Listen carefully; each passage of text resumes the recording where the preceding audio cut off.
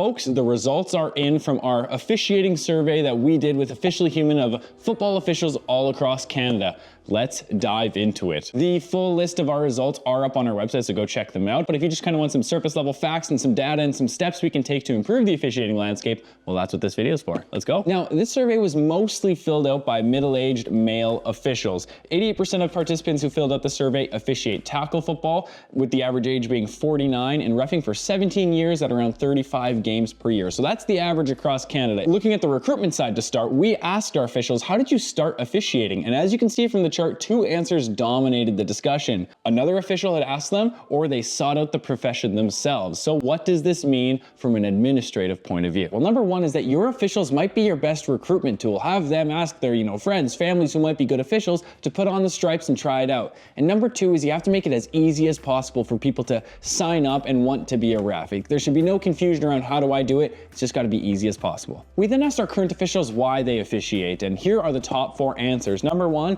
is the love of the sport. They love the game. Number 2 and 3 are giving back and being part of the community. And number 4 is to stay in shape. You know what came in last? Interestingly enough, money. Because we understand that officiating sports isn't the best, dollar per hour side hustle that anyone can get. But you can almost guarantee that 99% of the refs are there because they love the sport and they love the community and they just want to spend more time in and around it. So when you are recruiting and you are advertising for new officials, promote these points here because that's why people officiate. You get to be involved in the sport that you like, involved in your community, and you get to stay in shape as a bonus. Okay, perfect. We know why officials officiate, but what do they anticipate will be the reason they stop officiating? We asked, and here are the answers. Number 1, injuries top the charts, followed by age as a close second. Then there's a bit of a break in the data, and 3 and 4 are tied. 3 is payment is too low, which just goes to show that money is still important to officials, but it's not the sole reason people continue to officiate. Lastly, abuse from coaches rounds out this list. However, that question looked at why current officials might stop officiating within the next 5 years, but all officials know someone who has quit who probably didn't fill out this survey. So we asked them, why did that person or those people quit? And here are the answers. As you can see, abuse from spectators, coaches, and players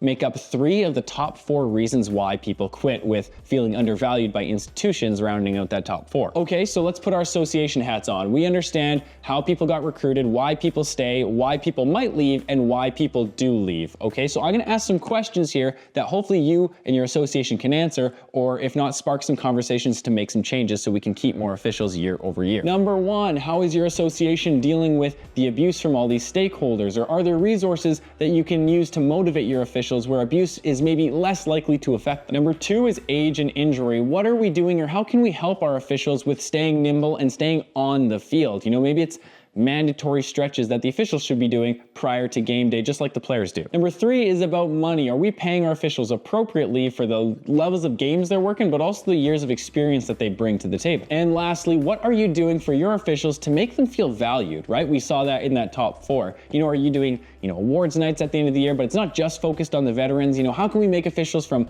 beginner to veteran all feel welcome and part of this community? Next up, let's talk about respect. It's clear by this chart here that officials feel the most disrespected by parents and fans of the game. This coincides well with our next question, which shows that 72% of officials feel that fans don't really know the rules that well. So not only are we being abused and yelled at, but we often feel that the yelling and the abuse is relatively, misinformed when it comes to the game of football. So what's the takeaway there?